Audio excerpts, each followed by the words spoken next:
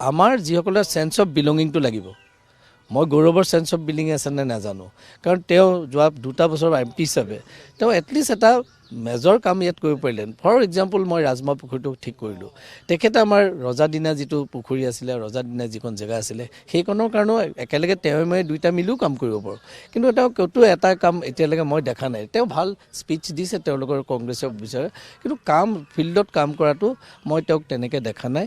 2 লাখ 3 লাখ 4 লাখৰ কিবা স্কিম দিয়াটো আমাৰ পঞ্চায়তৰ মেম্বাৰসকলেও দিয়ে। কিন্তু মই বিচাৰোঁ যে এটা মেজৰ কাম তেওঁ কৰক যোৰহাটত, কাৰণ তেওঁৰ 5 কোটি টকা তেওঁলোকে পায় বছৰেকত। 50 লাখ টকাটো যোৰহাটে পাব লাগে, কাৰণ 10টা সমষ্টি। তেওঁ সেইখিনি কাম ভালকৈ কৰক। এখন স্কুল তেওঁলোকে এখন ধুনীয়াকৈ নিৰ্মাণ কৰাৰ কাৰণে আহিব পাৰে। আমি সব স্কুলবিলাক, হাই স্কুলবিলাক আমি ভাল কৰিছোঁ। তেখেতেও ক'ৰবাত হয়তো 2টা কলেজত, নতুন কলেজবিলাক হৈছে, 2টা ৰুম দিয়ক। আমি সেইটো কৈছোঁ। এডুকেশ্যন আমাৰ যোৰহাটত, education is a very important thing. তেওঁ এডুকেশ্যন ইনষ্টিটিউটক ইম্প্ৰুভ কৰাৰ কাৰণেও কিবা কৰিলে মই ভাল পাম। এজন মানুহৰ কাৰ ফেক্টৰ নহয় বুলি কৰিলে মানুহজনে ভাবিব ইয়াৰ বহুত বাহাদুৰি হ'ল, হয় না? আমি যুঁজত নামিছোঁ, কিন্তু মই নিশ্চিত যে এই যুঁজত মোৰ জয় হ'ব।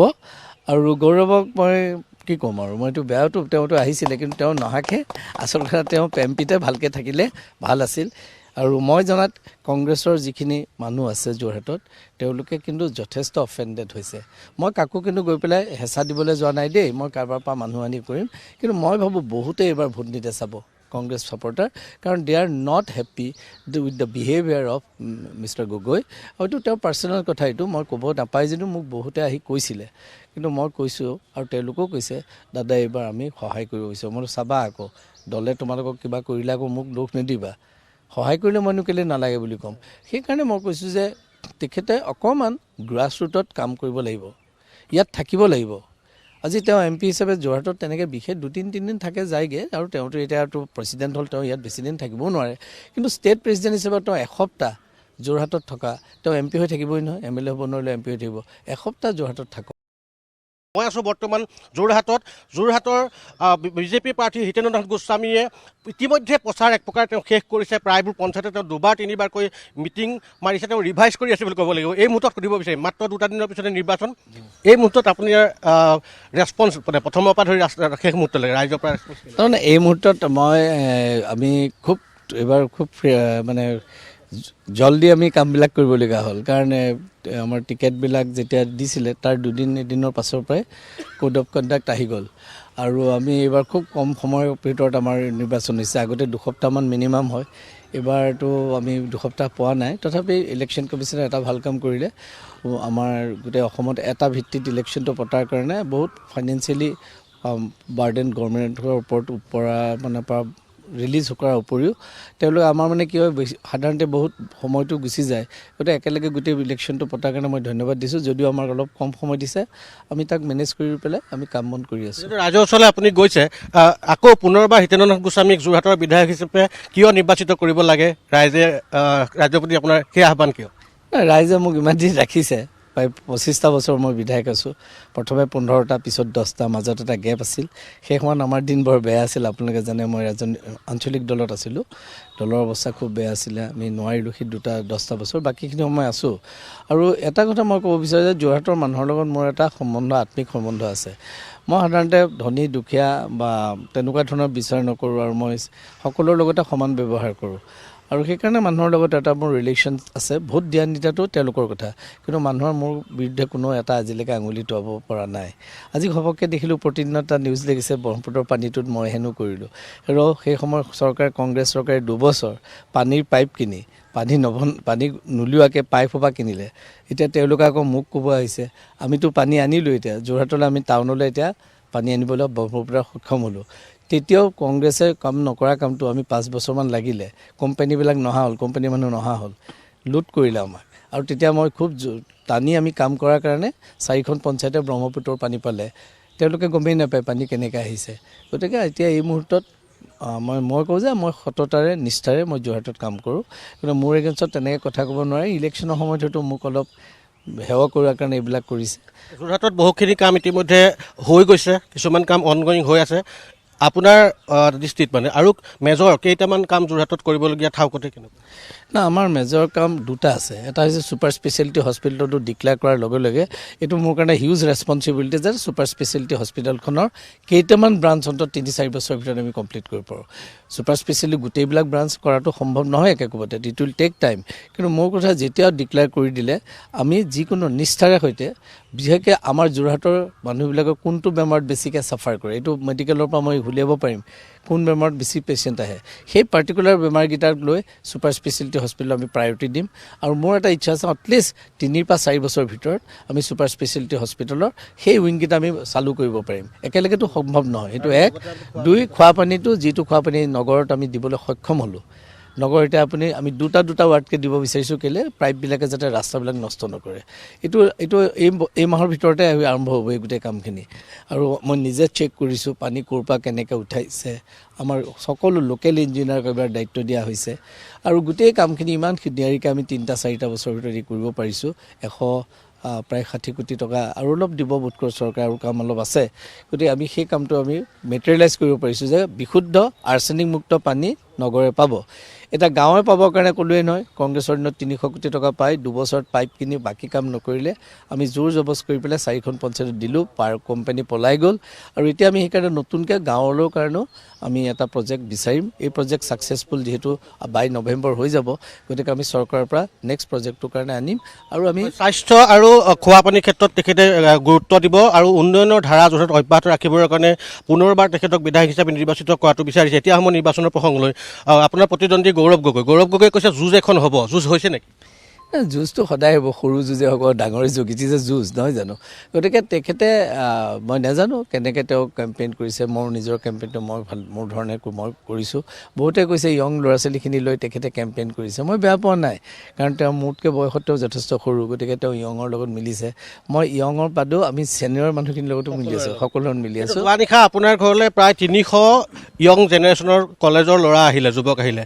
আপুনি বাৰ্তালাপ কৰিছে ঘনিষ্ঠভাৱে তেওঁলোকৰ সৈতে। তেওঁলোকে কিন্তু কৈছে যে আপোনাক আইডিয়েল হিচাপে তেওঁলোকে লৈ শিকিব বিচাৰে, শিকিবলগীয়া বহুত আছে। হয়, আচলতে ৰাজনীতি কৰিবলৈ হ'লে লোভটো কম থাকিব লাগিব। ৰাজনীতি কৰা মানুহবিলাকে যে লোভীয়া হয়, তেতিয়াহ'লে দেশৰ কেতিয়াও উন্নতি নহয়। মই ভাল ভাৱত কৈছোঁ কথাটো, কাকো মই ক্ৰিটিচাইজ কৰিব খোজা নাই। মই স্পীকাৰ হওঁতে মই বিধায়কসকলৰ দৰমহা অলমষ্ট ডেপুটি কমিশ্যনৰ নিচিনা কৰিছিলোঁ।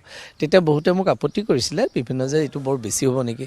মই কৈছোঁ যদি ভাল চেলাৰী নিদিওঁ, ভাল মানুহ MLA হ'বলৈ কেলৈ আহিব? আপুনি কম টকা এটা পালে তেওঁলোকেতো ইটো সিটো হাতত খুজি বাগিয়ে খোৱাৰ নিচিনা হয়। সেইকাৰণে মই টেলেণ্টেড মানুহ, ভাল মানুহ MLA হোৱাটো বিচাৰোঁ। আৰু সেইকাৰণে মই স্পীকাৰ থাকোঁতে মই সেই দৰমহাখিনি ইমান ভাল ধৰণে বৃদ্ধি কৰিছিলোঁ। 20 লাখ টকা আমি এজন MLAক আমি ধাৰলৈ দিছিলোঁ, যাতে এখন ভাল গাড়ী তেওঁলোকে ল'ব পাৰে। কাৰণ আমি গাড়ীবিলাক বহুত জেগাত সোমাব লাগে। সৰু ফিয়েট এখন বা সৰু গাড়ী এখন ল'লে একো লাভ নহয়। আজিকালি হেভি গাড়ীবিলাকৰ দাম যথেষ্ট বেছি। সেই 20 লাখ টকাৰ লোনো আমি তেওঁলোকক দিছিলোঁ। আৰু মই এতিয়াও ভাবোঁ যে আমাৰ যিসকলৰ চেন্স অফ বিলঙিংটো লাগিব।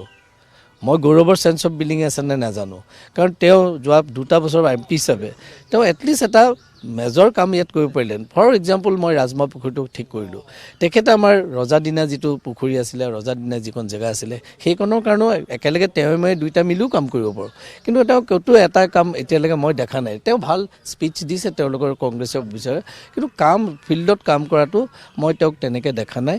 2 লাখ 3 লাখ 4 লাখৰ কিবা স্কিম দিয়াটো আমাৰ পঞ্চায়তৰ মেম্বাৰসকলেও দিয়ে। কিন্তু মই বিচাৰোঁ যে এটা মেজৰ কাম তেওঁ কৰক যোৰহাটত। কাৰণ তেওঁ 5 কোটি টকা তেওঁলোকে পায় বছৰেকত, 50 লাখ টকাটো যোৰহাটে পাব লাগে, কাৰণ 10টা সমষ্টি। তেওঁ সেইখিনি কাম ভালকৈ কৰক। এখন স্কুল তেওঁলোকে এখন ধুনীয়াকৈ নিৰ্মাণ কৰাৰ কাৰণেও আহিব পাৰে। আমি চব স্কুলবিলাক, হাইস্কুলবিলাক আমি ভাল কৰিছোঁ। তেখেতেও ক'ৰবাত হয়তো 2টা কলেজত, নতুন কলেজবিলাক হৈছে, 2টা ৰুম দিয়ক। আমি সেইটো কৈছোঁ। এডুকেশ্যন আমাৰ যোৰহাটত education is a very important thing. তেওঁ এডুকেশ্যন ইনষ্টিটিউটক ইম্প্ৰুভ কৰাৰ কাৰণেও কিবা কৰিলে মই ভাল পাম। আপুনি বহু ইলেকশ্যন ওচৰৰ পৰা দেখিলে, নিৰ্বাচন খেলিলে, আপোনাৰ বহু অভিজ্ঞতা হ'ল। আপুনি এইবাৰ নিৰ্বাচনটোত কিবা প্ৰত্যাহ্বান বা গৌৰৱ গগৈ কিবা ফেক্টৰ তেনেকুৱা ভাবিছে, যিহেতু আপুনি যুঁজত নামি আপোনাৰ বহু অভিজ্ঞতা হ'ল? এজন মানুহক আৰু ফেক্টৰ নহয় বুলি কৰিলে মানুহজনে ভাবিব ইয়াৰ বহুত বাহাদুৰি হ'ল, হয় নহয়? আমি যুঁজত নামিছোঁ, কিন্তু মই নিশ্চিত যে এই যুঁজত মোৰ জয় হ'ব। আৰু গৌৰৱক মই কি ক'ম আৰু, মইতো তেওঁতো আহিছিলে, কিন্তু তেওঁ নহাকৈ আচলতে তেওঁ MPতে ভালকৈ থাকিলে ভাল আছিল। আৰু মই জনাত কংগ্ৰেছৰ যিখিনি মানুহ আছে যোৰহাটত, তেওঁলোকে কিন্তু যথেষ্ট অফেণ্ডেড হৈছে। মই কাকো কিন্তু গৈ পেলাই হেঁচা দিবলৈ যোৱা নাই দেই, মই কাৰোবাৰ পৰা মানুহ আনি কৰিম। কিন্তু মই ভাবোঁ বহুতেই এইবাৰ ভোট নিদিয়ে চাব।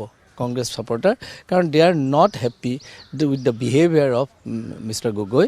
হয়তো তেওঁৰ পাৰ্চনেল কথা এইটো মই ক'ব নাপায় যদিও মোক বহুতে আহি কৈছিলে, কিন্তু মই কৈছোঁ আৰু তেওঁলোকেও কৈছে দাদা এইবাৰ আমি সহায় কৰিব বিচাৰোঁ। মই চাবা আকৌ দলে তোমালোকক কিবা কৰিলে আকৌ মোক দোষ নিদিবা, সহায় কৰিলে মইনো কেলৈ নালাগে বুলি ক'ম। সেইকাৰণে মই কৈছোঁ যে তেখেতে অকণমান গ্ৰাছৰুটত কাম কৰিব লাগিব, ইয়াত থাকিব লাগিব। আজি তেওঁ MP হিচাপে যোৰহাটত তেনেকৈ বিশেষ 2-3 দিন থাকে যায়গৈ, আৰু তেওঁতো এতিয়াতো প্ৰেচিডেণ্ট হ'ল, তেওঁ ইয়াত বেছিদিন থাকিবও নোৱাৰে। কিন্তু ষ্টেট প্ৰেচিডেণ্ট হিচাপে তেওঁ এসপ্তাহ যোৰহাটত থকা, তেওঁ MP হৈ থাকিবই নহয়, MLA হ'ব নোৱাৰিলে MP হৈ থাকিব, এসপ্তাহ যোৰহাটত থাকক। শেষত এটা কথা, আজি মুখ্যমন্ত্ৰী ডক্টৰ হিমন্ত বিশ্ব শৰ্মাই বিভিন্ন সমষ্টিৰ দৰে আজি সন্ধ্যা যোৰহাটতো তেওঁ এটা ৰেলী অংশগ্ৰহণ কৰিব। আমি হিমন্ত বিশ্ব শৰ্মা ডাঙৰীয়াই এই সময়কণ দিয়াৰ কাৰণে তেওঁক আন্তৰিকতাৰে ধন্যবাদ জনাইছোঁ। আমাৰ ইয়াত অকণমান ৰেলীবিলাকত মানুহ যিমান হ'ব লাগে, আমাৰ যোৰহাটৰ সমষ্টিৰ ভোটাৰ সংখ্যা 1,60,000হে, বৰ বেছি নহয়। গতিকে আমি ধৰি লওক আমাৰ ইয়াতে মানে অকণমান মানুহৰ আমি গ্ৰুপবিলাক অকণমান, কিন্তু মুখ্যমন্ত্ৰী যিহেতু আহিব, সকলো পঞ্চায়তে প্ৰত্যেক পঞ্চায়তৰ পৰা অতি কম 300কৈ মানুহ আমাৰ তালৈ আহিব। গতিকে 5,000 মানুহ 6,000 মানুহ অংশগ্ৰহণটো ৰেলীটোৱে আপোনাৰ স্পিৰিটটো সমৰ্থন স্পিৰিটটো ৰাইজৰ ৰাম, আপুনি এইটো ঠিক কৈছে। বিশ্ব শৰ্মা য'ত যাব এটা ধুমুহা হয় নহয় জানো, আৰু যোৰহাটতো এতিয়া আমাৰ ধুমুহাটো হ'লে কিজানি গৌৰৱ ঘূৰাই দিয়ে ঠিক নাই ন, সেইকাৰণে মই ভাল পাইছোঁ অহাৰ কাৰণে। সেয়া হিতেন্দ্ৰনাথ গোস্বামী, তেখেতে বহুকেইটা গুৰুত্বপূৰ্ণ কথা ক'লে, কৈছে যে বহুখিনি কাম যোৰহাটত কৰা হৈছে, আৰু আটাইতকৈ ডাঙৰ কথা যে ছুপাৰ স্পেচিয়েলিটি যিখন হস্পিটেল সম্পূৰ্ণ কৰিব লাগে, সমগ্ৰ নগৰ গাঁও সকলোতে বিশুদ্ধ খোৱা পানী দিয়াৰ ক্ষেত্ৰত তেখেতে বাস্তৱ ব্যৱস্থা গ্ৰহণ কৰি আহিছে, গ্ৰহণ কৰিব। আৰু 2টা দিন বাকী আছে, 2টা দিনৰ পিছত নিৰ্বাচন অনুষ্ঠিত হ'ব, আৰু তেখেতে কৈছে তেখেত আত্মবিশ্বাসী, বহুকেইটা নিৰ্বাচন তেওঁ ওচৰৰ পৰা দেখিছে, নিৰ্বাচন খেলিছে, আৰু কৈছে তেওঁ পুনৰ যোৰহাটৰ পৰা বিজয়ী হোৱাটো নিশ্চিত, আৰু হিমন্ত বিশ্ব শৰ্মা নেতৃত্বাধীন চৰকাৰখন পুনৰ গঠন হোৱাটো প্ৰায় নিশ্চিত বুলি কৈছে, আৰু লগতে তেওঁ এই উন্নয়নৰ ধাৰা অব্যাহত ৰাখিব বুলি কৈছে। কেমেৰা পাৰ্চন প্ৰশান্তৰ সৈতে যোৰহাটৰ পৰা প্ৰদীপ বৰা, নিউজ লাইভ।